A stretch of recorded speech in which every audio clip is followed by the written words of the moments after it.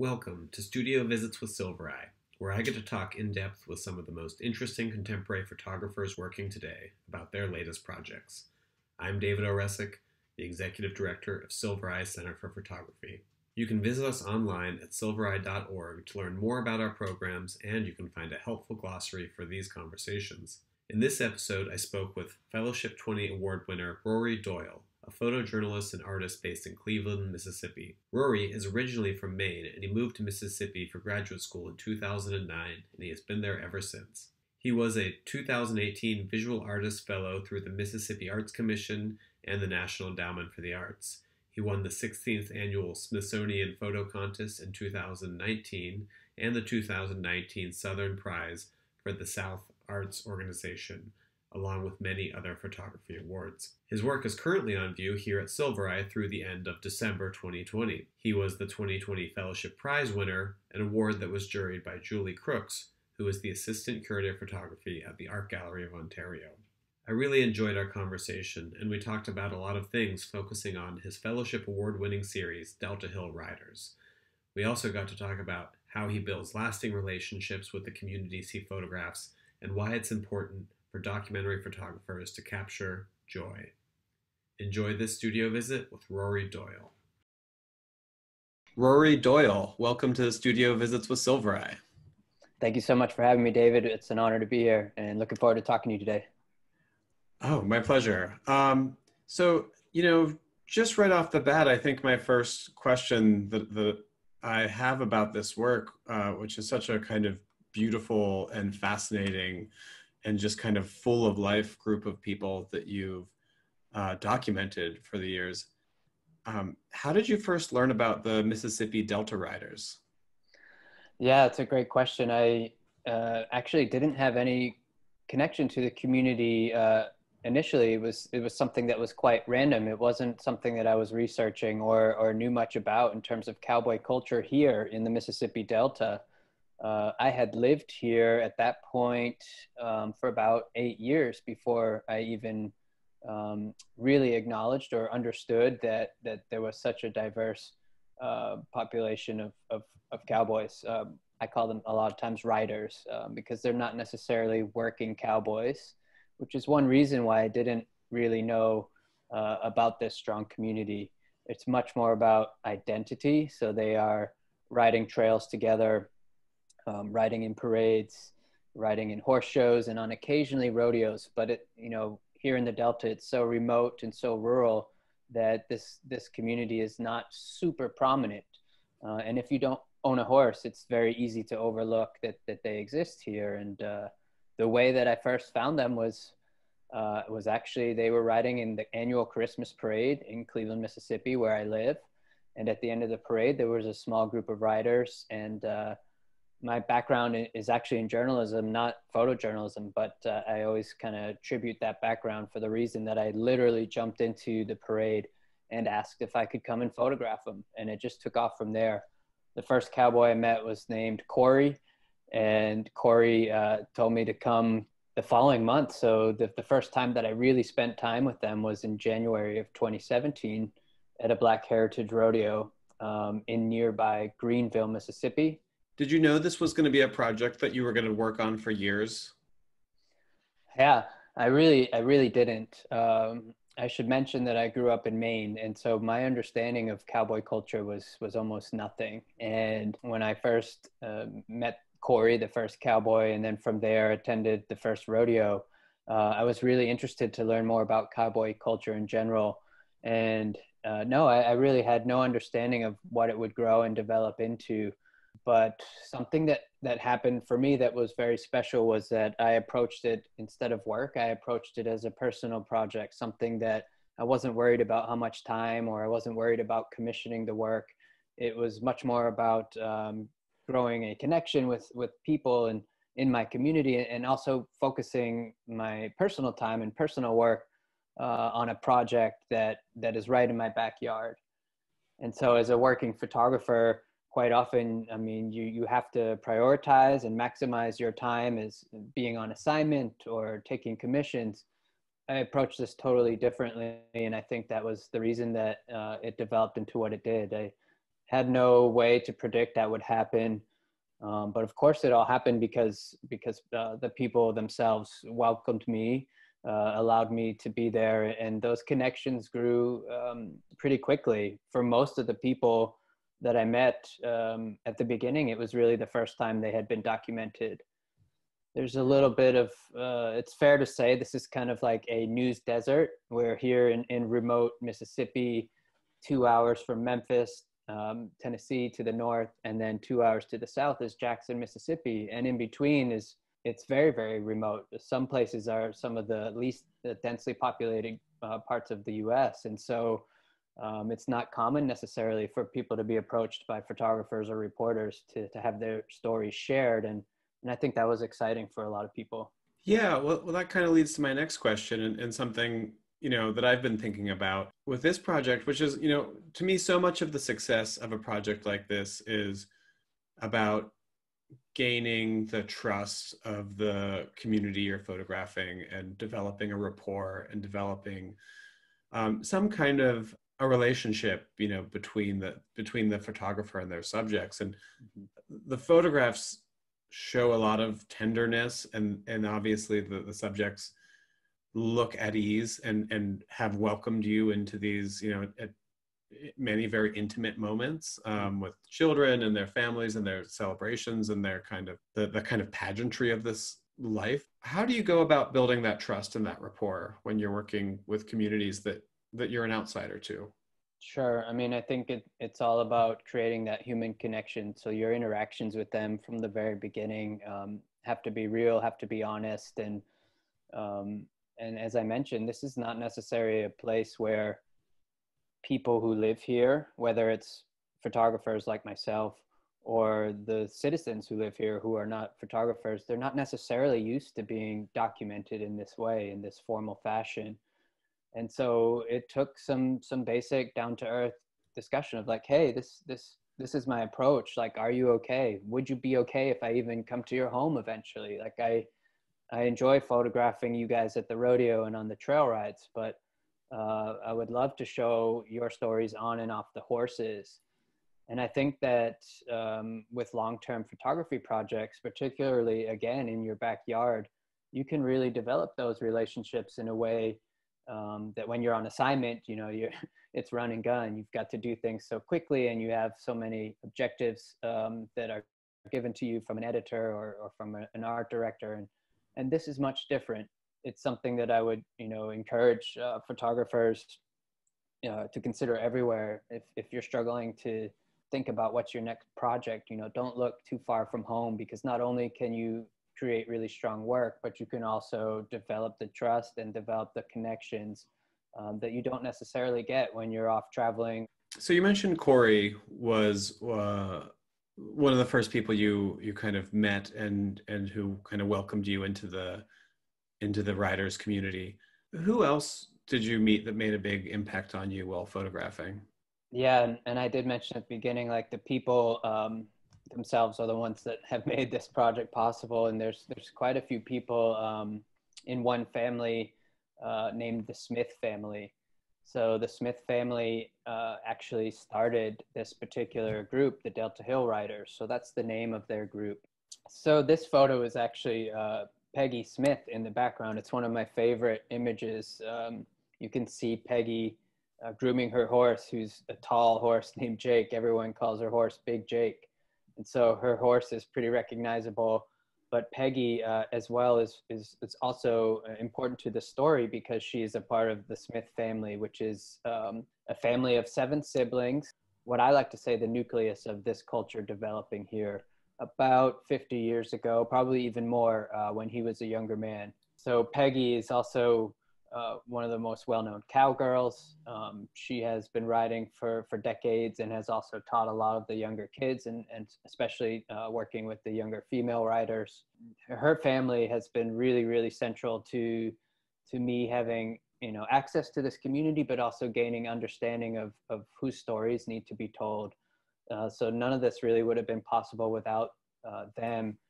But I should also credit another young man who's not in the Smith family, but is someone that I got to know really well through this project. And his name is Jesse Brown. And Jesse is the father, under the big white hat towards the foreground of this photo.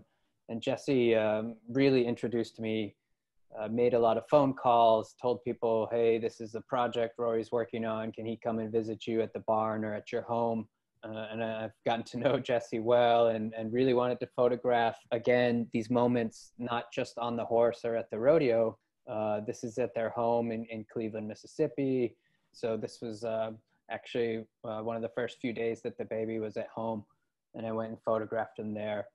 And so people like the Smith family and Jesse, and of course there are a number of others. There's Big Mike Jones from Isola, Mississippi, Aubrey Smith, who's Peggy's brother. Like there's, I'm sure I'm leaving out a bunch of names. Joe Wren from Charleston, Mississippi. But all of these people who have really helped connect me to the community, but also given so much of their time to share their stories.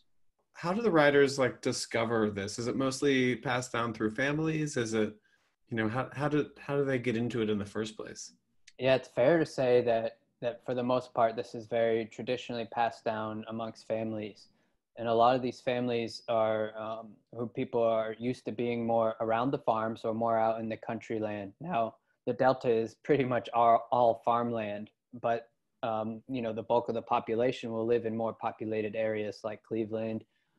These families tend to live a little bit further out, or have, you know, within their family have been connected to the farm scene. And even the Smith family, so Peggy's brother Aubrey, who's been a major person to introduce me to the community as well. Their father would, at one point when they were very young, there would be more dependency on the horses to use them to actually work the land, whereas now everything is mechanized. And so for your question about how do people get involved, you know, if you're not taught these traditions by your parents or grandparents, like it's very easy to just not become a horse person, if you will, or a cowboy or cowgirl, because everything can be done by tractor now. And what you find is that a lot of proud riders are passing this down within their family. And, you know, when I go out and photograph the trail rides where you're seeing multiple families, dozens of people, even people from outside of the Delta coming to just congregate and enjoy the rides. It's a story of passion and positivity, and escape, if you will, of just joy, being together, connecting, either as a cowboy or cowgirl, but also sharing that love for Western culture and for horse riding. There's something really special about the trail rides where people are just coming together and going out and riding. You know, there's no competition. It's not a show. It's just more about the camaraderie of this hobby or this big part of your life that you continue to do. I mean, I love that. And I think one thing you kind of put your finger on that's really stood out to me about the project is how joyful it is. You know, like there's just so many people in the photographs, like clearly loving what they're doing and having fun and like taking pride in what they're doing and just being happy. Mike, I guess my next question is more about you as the photographer, which is, you know, thinking about these pictures, it seems like you don't want to make, you know, like the project could be really visually repetitive if you just took a photo of a person on a horse over and over again. How did you think about, you know, kind of what kind of moments you wanted to depict and how are you using your frame to show this sense of joy and camaraderie and togetherness and pride and tradition and heritage? I mean, that's a lot to ask from a photograph. So what was your photographer brain telling you about how you wanted to compose? Yeah, I mean, I think that the way that I approached this project was thinking about how I could tell these stories extensively. You know, I've mentioned this a couple of times already, but and you mentioned it just now, like the most obvious photos are to be with your horse or riding your horse, whether it is at a trail ride or at a rodeo or a horse show. Like those are the photos that I had plenty of opportunities to create, because that's the most common way to visualize this community. But from the beginning, I wanted to take the approach of, okay, what's beyond that initial layer,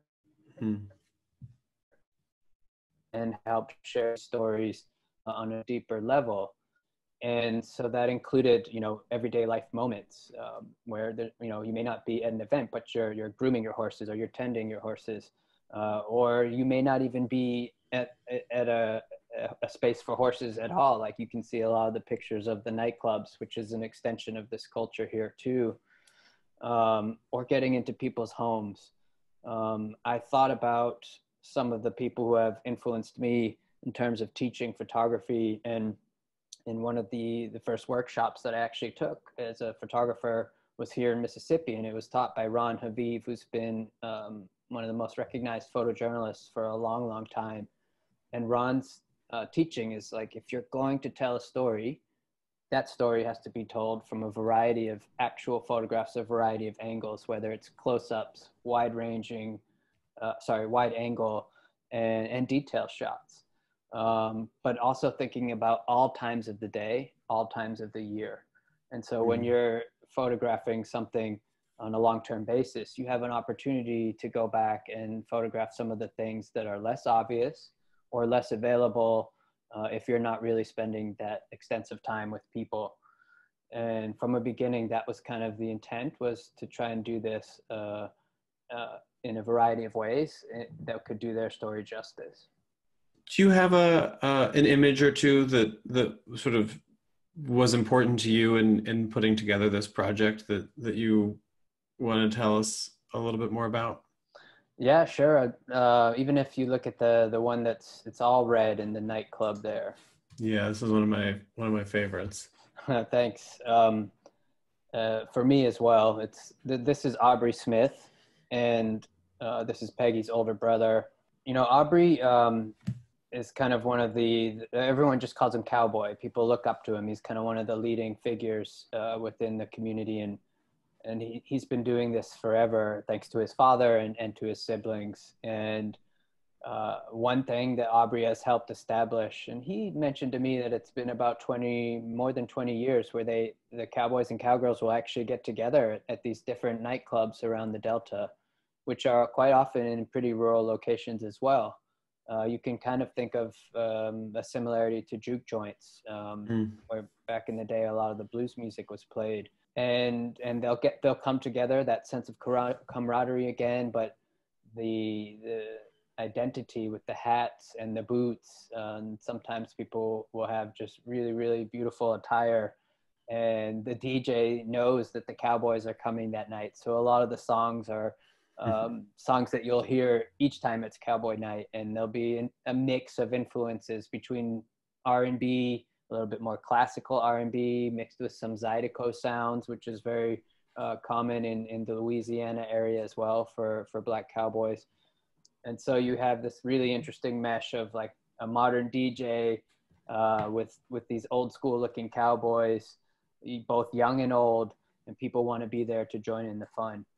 Some of my ones that I think are the most intriguing to me are the kind of young men riding together, oftentimes kind of standing on top of their saddles, on top of their horses, like really feels like kind of acrobatic and performative. Was this a moment where they're kind of performing for you, the photographer, and to kind of make a picture of them at their sort of most daring, or how do you think? I mean, one, just tell me about this photograph, and I guess two, how do you think your presence there changed things? Yeah, it's actually a great question, because I think as time went on, they were so used to me being around that our comfort level got so high that they know. It's a little hard to tell from this photo, but I'm zooming in from a distance, and they can kind of see me. It's hard to tell as well, but I'm driving my car on the pavement to the right of the photo there, and I'm like following them along as they're driving, and I'm just trying to document, stop the car, get in the car, follow them along as they're on their drive, and see what happens, and photograph different parts of that particular ride. And because of our comfort level and the time we spend, I think this is something that, this was something that they did, and kind of wanted to show their athleticism and their skill. And that's been really cool to see our connection grow, and then the trust that we have to do these sort of things. Cause I can almost bet that if I wasn't stationed further down on this field, that there's no way they probably would have done that. So there's like this this interaction that develops as you continue to go back and spend time with people. Yeah, so this is G, and G is one of the young writers in his 20s as well, who's like has been a big part of that younger generation, passionate about writing, and he's actually learned even to become a farrier. So now he shoes people's horses. Like, these are things that when he started, he knew nothing in terms of the skill level needed to do that in a way that he could be hired. And so now he's found a way to actually sustain this hobby of his, but it's something that he also loves. And so you can see that joy in his face. And G is someone that I've gotten to know quite well. So one of the things I've been thinking about this as a gallery where we sort of primarily think of ourselves as showing art photography. And I guess within that is kind of a subconscious distinction between photojournalism. Do you think of kind of personal work and artistic work and photojournalistic work as kind of different tracks within your practice, or does it all kind of run more together for you? Quite often, I think that in my mind, they just kind of run together a little bit subconsciously. Like, when I'm going out on an assignment versus a personal project like this, I think most of the time in my mind is, how can I most beautifully take pictures of this? I've tried to do that throughout my career, is to think about the approach as whether I'm on assignment or documenting something long term, how can I beautifully capture these stories? And that's a challenge that I kind of put on myself, and then I really actually strive to achieve that when I'm out working, whether it is personal or on assignment. And I've tried to do that with this project as well. And I think, in simplest terms, maybe it's trying to achieve the most beautiful photos of, in this case, a really happy and positive story in a place like Mississippi that unfortunately doesn't always get the most positive and happy reputation. So this project is kind of like a combination of those worlds, of the photojournalistic and artistic, and that's been my approach. What has the community's response to these photographs been? I formed a 40 image exhibit that opened at the Delta Arts Alliance here in Cleveland, and we had, dozens of cowboys and cowgirls show up, hats and boots and shirts, and they were at the front and center as we opened the exhibit. We had a professor from Delta State Delta State University here in Cleveland, come and speak about Black cowboy history.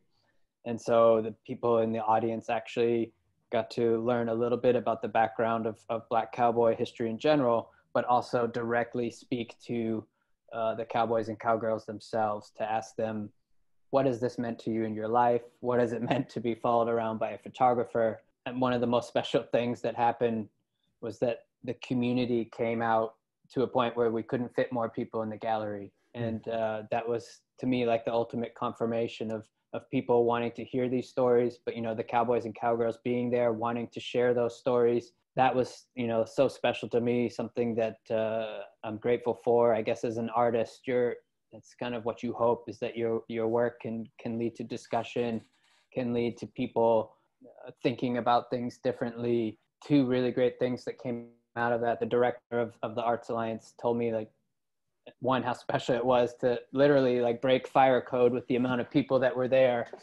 People actually turned away because they couldn't fit in the building, which was amazing. But it also brought a diverse crowd to the exhibit opening, which, like many places in America, can be hard to kind of cross some of these racial boundaries that we have. And the crowd was incredibly diverse that night. And she said something to me, which was that I hope we can continue to think about our space as a way to be more inclusive and to have a diverse audience, whether it is an exhibit opening or just programming in general. And then the other thing that brought me nearly to tears the next day was Aubrey, the picture I showed in the red nightclub picture. Aubrey called me. Aubrey's just a super humble and quiet, soft-spoken man that everyone looks up to. And he called me to say, thanks for doing this exhibit. I've been writing for almost 50 years and nobody really paid attention. Mm. And so, it still almost brings me to tears. But I guess he also, according to the director of the exhibit, he brought family members and friends back to the exhibit before it came down. I guess he made around 5 trips to just show Wow. people the work, and that was incredibly touching. Well, I love that story about Aubrey, and it really sums up so much of what art making and art viewing is about to me, which is just paying attention. Like, what are you paying attention to, and whose stories are you watching and kind of engaging with? And Yeah. I think to me that's just a really moving moment, just because it feels like giving someone or something our attention is in and itself an important act and a meaningful act to a lot of people. And I think when we spoke before, you mentioned you weren't the first person to photograph Black Cowboys, and obviously there's a lot of different influences in this project. So who was influential to you when you were thinking about making these pictures? Yeah, actually, when we spoke previously, I think I mentioned to you guys that I was aware of the writing culture that actually exists relatively close to you guys in Philadelphia, and so there was a photo book. I don't remember what year. I own the book. It's a beautiful book from either the 80s or 90s, and the photographer was Martha Camarillo, and the book is called Fletcher Street. And Martha did a beautiful job kind of photographing the city cowboy experience in Philadelphia, and so how these guys actually relate to that identity as well in a city setting as opposed to the more rural location out here in Mississippi. So that was something that I was aware of in Philadelphia, but before this project began, I wasn't super aware of how much of that existed here. To name a couple of other projects that I've also come across throughout this, there is a group who's received a lot of attention, and they're called the Compton Cowboys out of Compton, California. And so again, another city community where they're actually working with youth. They have a mission to work with youth and to give them something to do and to productive and to learn the lessons of caring for animals. And once again, just uniting as a community, identifying as a cowboy or cowgirl. And there's another young man who I'm amazed I haven't met yet because he's doing a beautiful project currently and still ongoing. His name is Ivan McClellan, and he's a photographer like myself who travels quite a bit for different work and different assignments. But he's been for multiple years now traveling much more extensively, photographing Black Cowboys quite often at the trail ride and more so the rodeo locations, and has been doing an amazing job telling their stories. You can find his work on Instagram. But yeah, I mean, just looking at how there's such a vibrant history of Black cowboys throughout the country, whether it's a few decades ago or currently, it's been really nice to see the work that's being done, which is all connected to me to the broader picture of or at least shining the light on people who have had an injustice done on them. And one thing I've always talked about historically, historians have agreed that 1 in 4 cowboys were African American following the Civil War. And so as we were settling the Western frontier, a high percentage of the people doing that were African Americans. And so that's not really something that's portrayed in throughout history, throughout the history books. I didn't grow up seeing pictures of Black cowboys. I grew up seeing pictures of John Wayne and the Marlboro Man and Hollywood films, the Westerns that you'd see on TV. And so all of these works about both historical contexts of Black cowboy history and the modern cowboys, I think are really important. So, as we sort of talked about before, you're a white photographer photographing a Black community.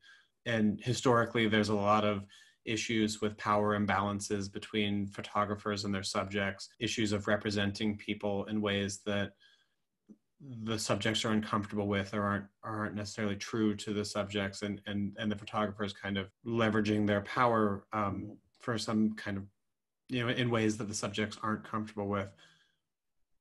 Did you take steps to kind of address that power imbalance? And how did you kind of consider race when making this project? Yeah, so of course, a very, very sensitive question. I think that sensitivity is something that I thought about from the very beginning. I wanted to make sure that it was acceptable by the subjects for me to be there. If they were comfortable with me having a camera in the more public places, but also the more intimate places at home and away from their horses. And I think, again, that's something that comes with the trust and the connection that you create with people on a human level.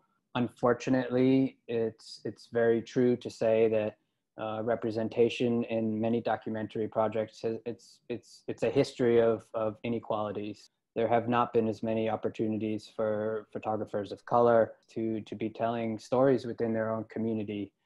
So I do to this day, and I did from the beginning, feel an extreme sense of gratitude, even privilege to be welcomed into the community and to do this project. It's of course such a, I would say, sad history to recognize that opportunities have not been equal for everyone. And I think that particularly in the wake of George Floyd, the photo community is starting to talk about this on a deeper level than ever before. There are efforts that are being made to correct this and provide more opportunities for photographers of color and for minority photographers. One thing that comes to mind immediately is Diversify Photo, which is an effort that was put together to create a database so that photo editors from all around the country can look for a diverse background of photographers. You know, it's a database where you can search for names all over the country instead of just being stuck with what has been a white male dominated industry. Mm-hmm. And so that's a step in the right direction. There's something else that started recently, which is a collaboration between multiple organizations called the Photo Bill of Rights.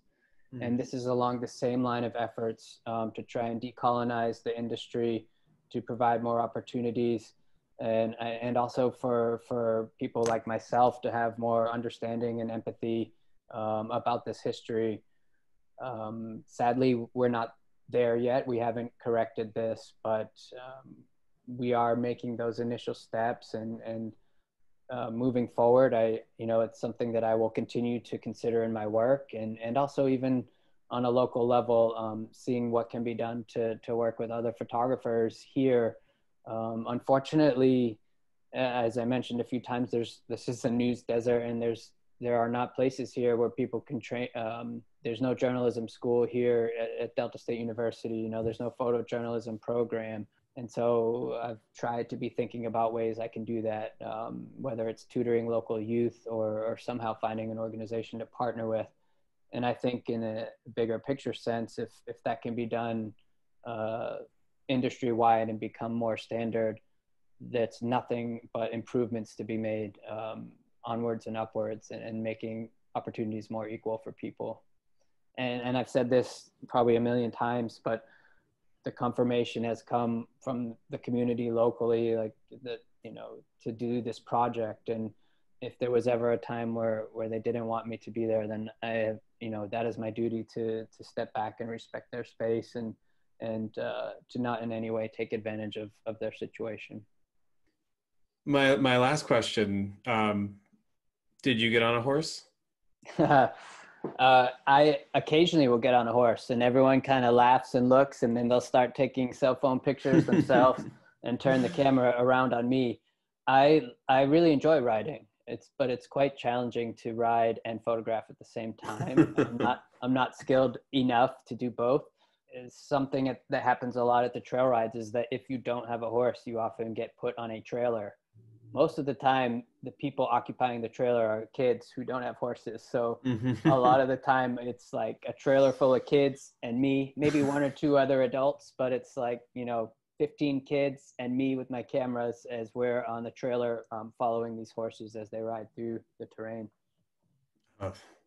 Well, we'll have to find one of those images of you in the trailer with the kids to complete the exhibition. Rory Doyle, thank you so much for sharing the work with us today. It was really a wonderful conversation and love looking at the pictures. Thank you so much for having me. It's been a great opportunity, and I'm grateful to have the work up in Pittsburgh.